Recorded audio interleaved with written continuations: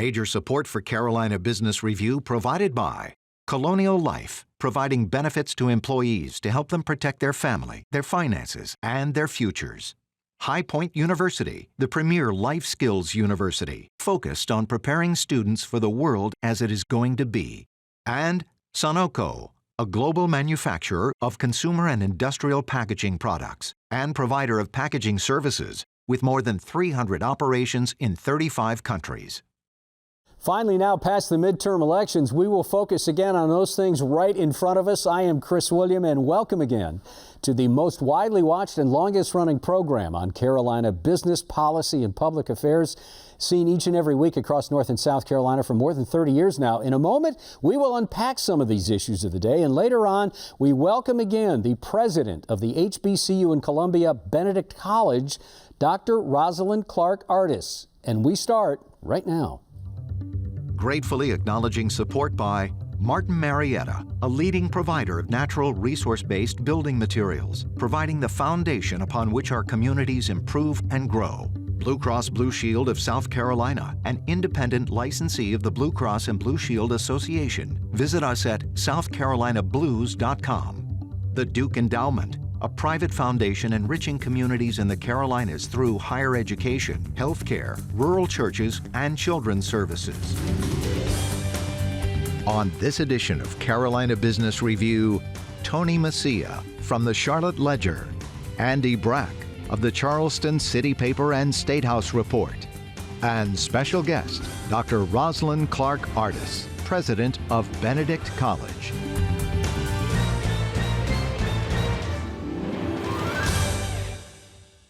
Hello and welcome again to our program. Andy, good to see you. Tony, good to have you on the show, and thank you for joining us. This is our first foray, at least on my side, back into the studio. And gentlemen, I'd like to thank you for being game while we work through some of the technical issues. Tony, Andy, I want to start with not post-election anything right now at this point, because we are beyond just political ads.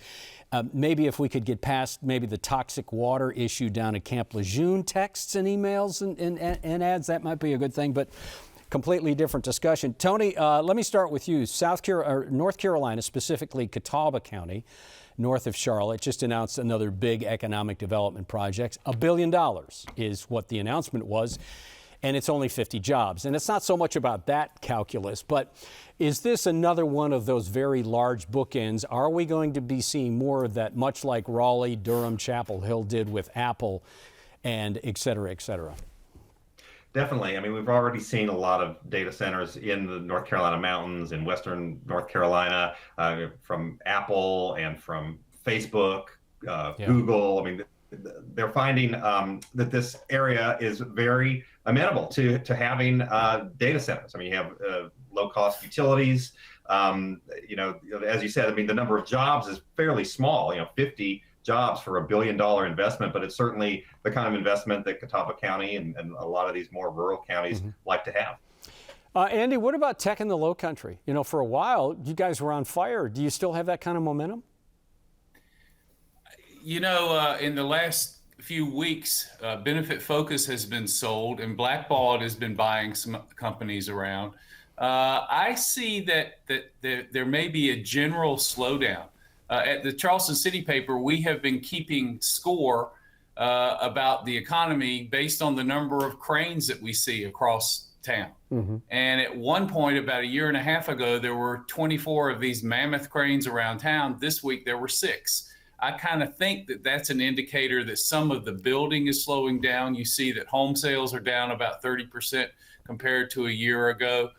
We do see that there are major investments still being made up in above Columbia in Chester County. There was a big Gallo wine center that is being built. And in the Charleston area, there is Volvo, Mercedes, and then we also have Boeing that got 10 new jets ordered to be made here in Charleston. So, we've still got a good manufacturing base going here. Tech's going okay.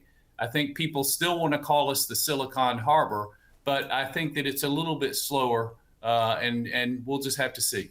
Yeah, and Chris, if I could jump in, it's just such an interesting time. I mean, you do have these slowdowns in the real estate market. You do see interest rates going up. You see home sales getting a little more sluggish. But employers keep adding jobs. If you look at the numbers in both the Carolinas and metro areas and around the country, the employers are still adding jobs. Unemployment is still lower than the national average. And so, everybody keeps waiting for this other shoe to drop. Hasn't happened yet, but it seems like it's on the horizon. Well, and just one more final question on that, because, of course, as you both say it's hard to argue that there's going to be a recession, at least from those large statistical indicators.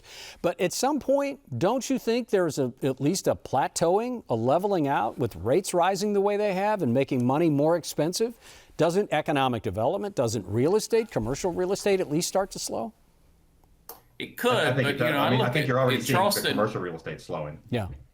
In Charleston, we're heavy on the tourist market, and I'll tell you right now that the restaurants need people that want to start careers. They're starting to advertise differently. They're trying to get away from the low-wage jobs and do more things to bring people into the industry as a career. Hell, I need a reporter and an advertising salesperson right now, just like many businesses are having a hard time to hiring these days. So I think that there are a lot of jobs in the Charleston area and throughout South Carolina in a market where you've got 3% unemployment.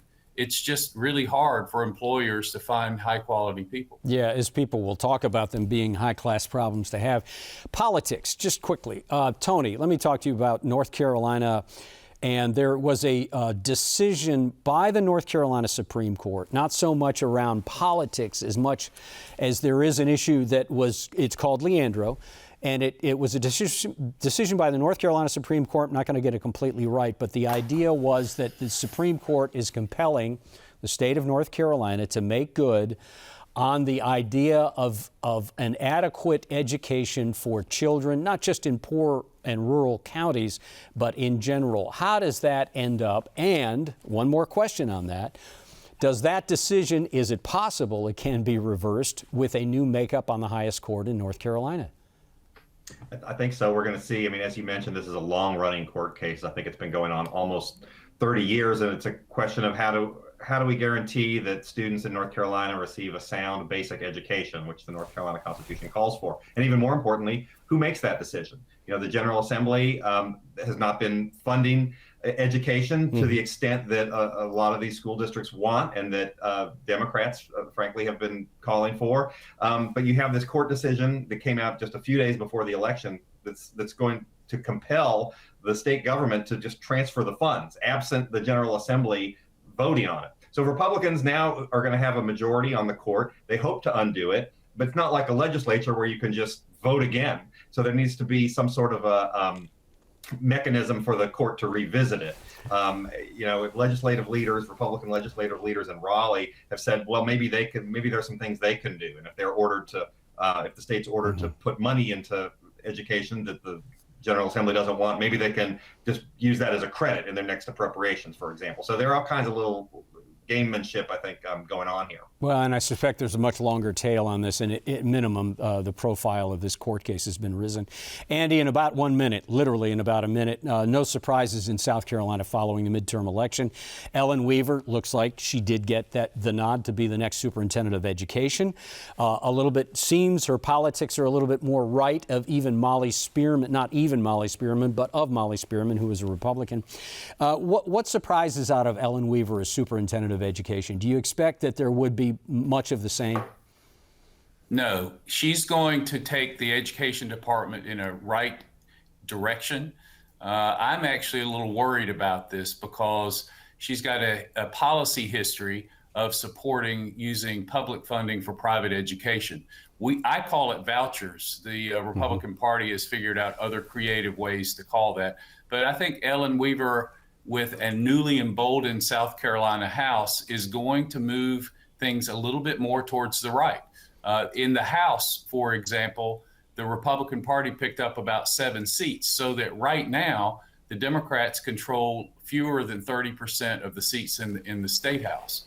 So that is actually the biggest change, is that the gerrymandering of the districts this year led to a pickup by the Republicans of about 7 seats, so that they now have about 88 out of 124 seats. That's pretty amazing. Gentlemen, stay with us. I wish we could unpack that a little bit more, but thank you, gentlemen. Speaking of education, our guest has been on this program before. She was recently named President of the Year by Higher Ed Dive, among many accolades.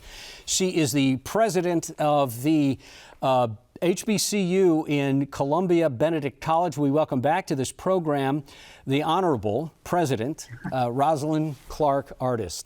Dr. Artis, hi there. Welcome back. Nice to see you, ma'am. I feel very welcome. Thank you. Nice to see you. Thank you. Dr. Artis, let's start with the economy. So coming out of COVID, you've got these challenges with, and I'm going to call them kids, but let's call them students that were in COVID in high school, now are in school at Benedict and other HBCUs and other schools. But now you've got the threat of a recession. So is this a double whammy? Does this make it even harder for you and educators? Oh, it absolutely does. There's no question about that. The first is students who are coming out of a K-12 experience that was plagued with COVID-19 are at a disadvantage, quite frankly, in terms of math proficiency, and other indicators are suggesting that we suffered some fairly significant learning loss during this period. So we have that challenge that we have to address as higher education. Secondly, for many institutions like my own that are tuition dependent, small private institutions that depend on the tuition dollar to be sustainable, students low wealth students do not always stay in school when there is a recession. They panic and they go out and pick up a second low wage job, rather than middle and upper income students tend to recognize that the economy offers very little for them, and so they will pursue a graduate or professional degree. Low wealth first generation students, to the contrary, will often leave school during a recession. So we have much to be concerned about at this juncture. And ma'am, you were quoted in the New York Times saying significant remediation needs. That's a quote. What does that look like? How do you expend resources to take away from what you already are expending resources to? Listen, it is out of necessity. We are going to have to double down on remedial education. We are going to have to assess students at the entry point. What basic skills might they be lacking, and how do we weave those into our existing infrastructure, our existing coursework? The onus is on our faculty, who are already, quite frankly, overtaxed and working very, very hard. It is creating an additional burden for them. There have been those who have been critical, suggesting that that means we're going to water down the curriculum. Could not be further from the case. It means we're going to have to work even harder to expand the learning outcomes to include what would have been high school learning outcomes, now have to become the responsibility of colleges to go back and remediate, and then also cover the material that was assigned at the collegiate level. So it's a significant challenge and a real burden for our faculty. Tony? Yeah, I'm just curious about what you're hearing from employers about what they're wanting out of college graduates. I mean, it's a very busy time. I know you've made some changes there at the college, focusing on STEM and cybersecurity. Was just wondering sort of what you're hearing from employers about what their needs are. So interestingly, in terms of skill set, we are seeing a renewed interest in innovation fields, technology, just exactly what you pointed out, cybersecurity and technology, which we have made a concerted effort to really expand our programming in that area. But more than that, employers are very, very clear that they want today what they have always wanted, and that is employees who are consistent, who communicate effectively, who collaborate effectively, who are able to engage multiple constituents, who are able to solve problems. Those soft skills we keep hearing so much about are not soft at all. They are essential workforce skills, and employers have never wavered from that demand. They want employees who can think critically, make good decisions, are reliable, and collaborate effectively. Andy? Dr. Artis, congratulations on having an undefeated football team for the first time. I know that a lot of people at Benedict are proud. Yes. What I wanted to ask you about was looking at the state, particularly in government. You see, and you studied politics in West Virginia. In South Carolina, there are no statewide elected Black leaders, and there are very few in the Statehouse that have a swaying power to get things done. And this is just kind of reflective of how South Carolina has been for a long time. Is there anything that HBCUs can do or are doing that can encourage a new generation of Black leaders to go make a difference in a state where racism and poverty has just existed for way too long? Oh, absolutely. I think the onus is on us to engage our students in very meaningful ways. At Benedict College, one of our mottos is a power for good in society. And to make that manifest for our students, it's helping them to understand the cause-effect relationship between the decisions that are made, particularly by local government entities, on their futures, on their ability to sustain their families and support their communities. We have doubled down on entrepreneurship, for example. In the event that our students are not welcome in some industries, which we certainly hope will not be the case, we want our kids to not just be able to go out and get a job, but to create jobs. We understand that dollars that are generated by minority-owned businesses tend to circulate in the community a little longer than dollars generated otherwise. And so we really want to teach a level of economic self-sufficiency. We want to teach a deeper level of engagement with the political system and certainly participation. We want our students to understand it is not for nothing. Despite the gerrymandering that you referred to in the first segment, we still have a voice, and it's important that our students exercise that. Madam President, what's the long-term effect of the current administration's student loan forgiveness policy? Is it good? Is it bad? Is it going to be a political hot potato for a while? How does it unfold? Well, since we're gearing up for our championship football game, it's a political football. The reality is we were very, very excited. I was very pleased to see the administration's decision to, in my opinion, rebate up to $10,000 for most students, $20,000 for those students who are Pell eligible. So that quantifier there that recognizes that the students who have the least need the most. And the fact that the administration recognizes that the Pell Grant simply has not kept pace with inflation over time. The buying power has continued to decrease. So I view student loan forgiveness not as forgiveness. We are not forgiving people for being born poor. That's not their fault. It is a rebate or a refund for loans they should not have had to take out in the first place had we kept our commitment to low-wealth students in this country to ensure access to higher education. As you describe it, do you have other colleagues that feel that way? And how do you, it might not be the right way to ask it, but how do you make sure that it stays focused on, as you described, it's an extension of the rebate around a Pell Grant, but how do you make sure it stays grounded in that and doesn't become just a gift for anyone to have that? So I think two things have to happen. The first is, unfortunately, many students will have far in excess of the $10,000 to $20,000 in student loan forgiveness. And so it is an incentive to some extent for students to continue their education. That might have made a very significant difference for students who are seeing their loan debt piling up over a period of 2 to 3 to 4 years. And so for a student who may be faced with, do I drop out and take a job or do I persist? That rebate, if you will, probably encourages that student to persist and to complete what they've started as it relates to their academic degree. In terms of how do we sustain that politically and otherwise, I think it's important to point out, despite the fact that institutions like Benedict that serve an overwhelmingly low-wealth, first-generation, minoritized population, tend to be sort of in the political crosshairs of this. When the news reports on student loan forgiveness, they stand in front of a campus like Benedict College, which suggests that students at University of South Carolina don't also have Pell Grants, don't also have student loan debt. And so to position this as a set-aside or a some sort of benefit to Black and poor students really belies the fundamental issue of affordability of higher education in this country for everybody. Rural whites suffer just as much as poor Blacks in this country. I'm curious, I'm piggybacking a little bit off this issue about on college finances. You hear a lot about the big universities and the big endowments that they have and increasing numbers of applications, but smaller colleges seems like they're a little bit under a little bit more pressure financially, and certainly financial aid figures into that. There are a whole bunch of different factors. What's it like running a college the size of Benedict College, and how do you make sure it's financially sustainable, especially given that projections over the next 10 years call for a declining number of high school graduates? Great question. So it is a tightrope that we walk on a daily basis. There is very, very little margin for error. A public institution can never be insolvent unless the state is insolvent, and that's highly unlikely to happen. A private institution, to the contrary, doesn't have a cushion.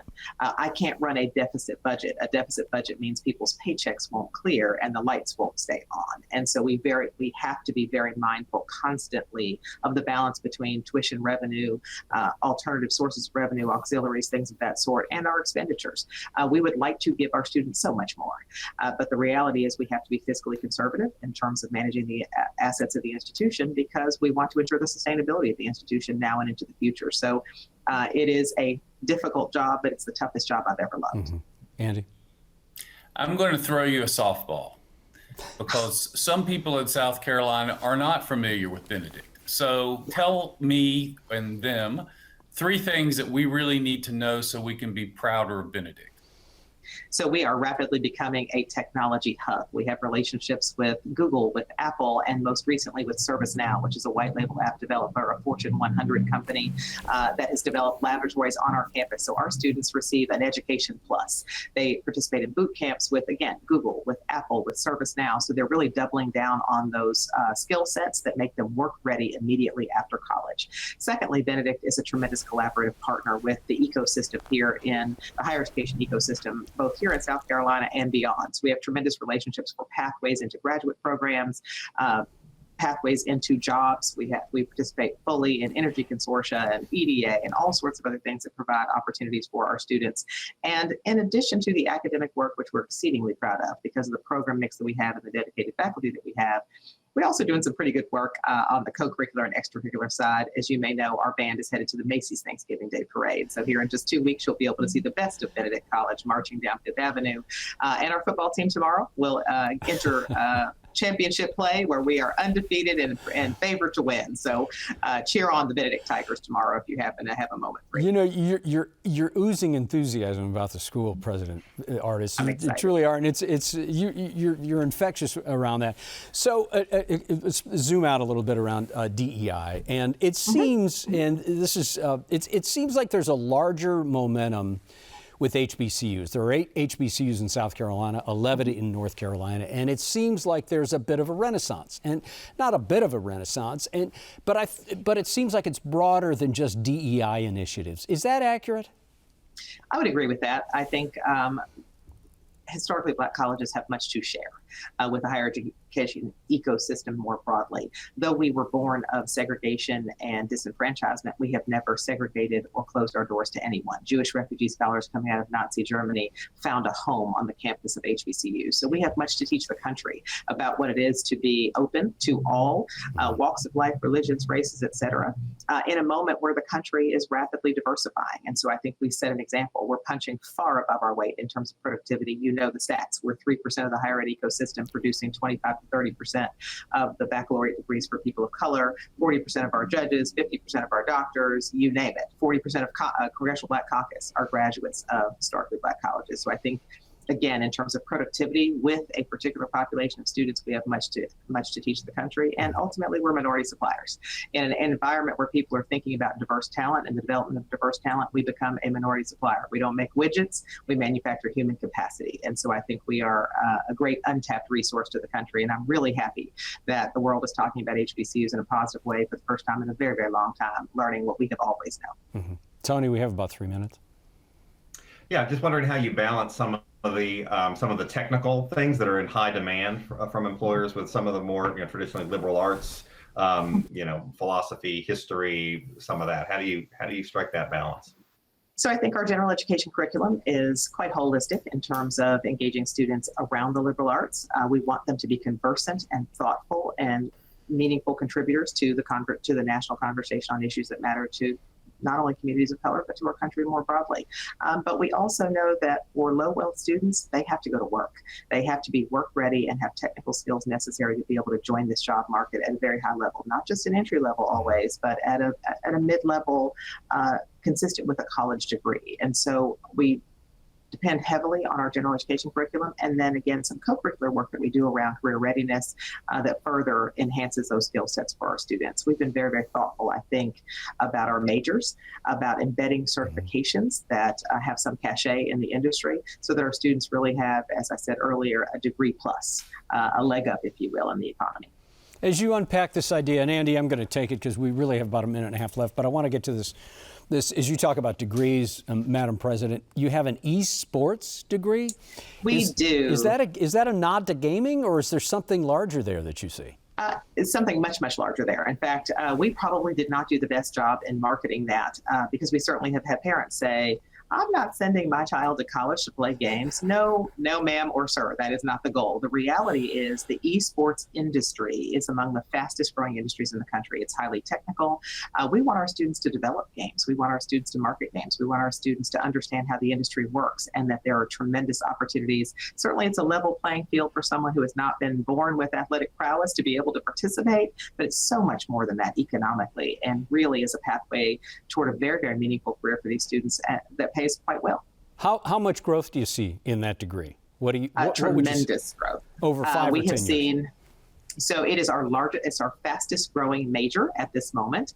Again, we have teaching laboratories that are teaching students app design. We have married it with our cybersecurity, and so that we're really doubling down on those technical skills that mean so much. There's recreational gaming, there's competitive gaming, but there certainly is also that whole back function that is really what drives the economic impact of esports, and we want our students to be at the table. President Artis, thank you, and best of luck to the team, and just to the enthusiasm and heading into the holidays. So nice to see you, and congratulations to you all. It's a pleasure. Thank you, gentlemen, for having me. I appreciate it. Thank you, gentlemen. Tony, thank you. Andy, good to see you. Until next week, I'm Chris William. We hope all your business is good and your weekend is too. Stay safe, stay healthy. Good night. Major funding for Carolina Business Review provided by High Point University, Martin Marietta, Colonial Life, the Duke Endowment, Sunoco, Blue Cross Blue Shield of South Carolina, and by viewers like you. Thank you.